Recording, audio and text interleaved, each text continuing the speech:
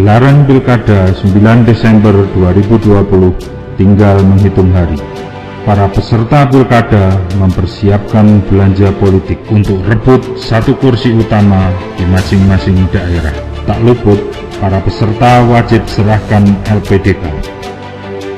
Kalau melihat sanksinya ini sebenarnya sangat mengerikan.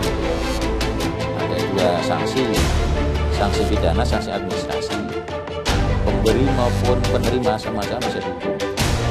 Sanksi praktik politik uang sendiri telah diatur dalam Undang-Undang Nomor 10 Tahun 2016 tentang Pilkada, di mana pemberi atau penerima akan dijerat sanksi pidana paling singkat 36 bulan dan denda administrasi paling sedikit 200 juta.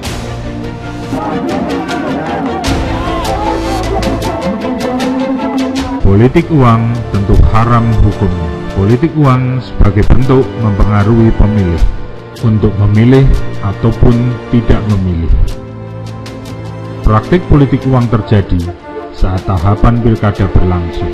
Kebanyakan tim ses memberikan uang kepada pemilih dengan syarat memilih paslon yang diusung. Politik uang menjadi petaka bagi demokrasi di negeri ini. Siapa lagi pelakunya kalau bukan para kandidat beserta tim ses dan bohirnya. Umroh gratis, sembako murah, pengobatan gratis, perumahan murah, fasum, dan janji politik lain menjadi umpan manis para kandidat hingga membeli surat form C pemberitahuan untuk memilihnya. Penyebab terjadinya praktik politik uang karena rendahnya tingkat pendidikan dan kesejahteraan rakyat menjadi penyebab surat C pemberitahuan bisa dibeli. Tak heran jika saat ini kita menjumpai politik uang, bak megalomania demokrasi di negeri ini.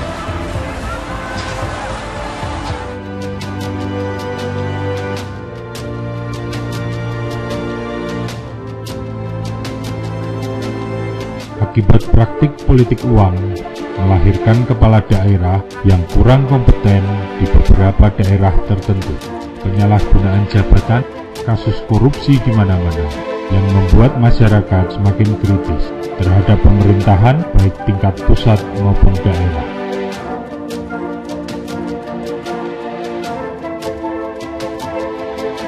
Rapor demokrasi di negeri ini menjadi tercoreng lantaran serba transaksional ekonomi politik.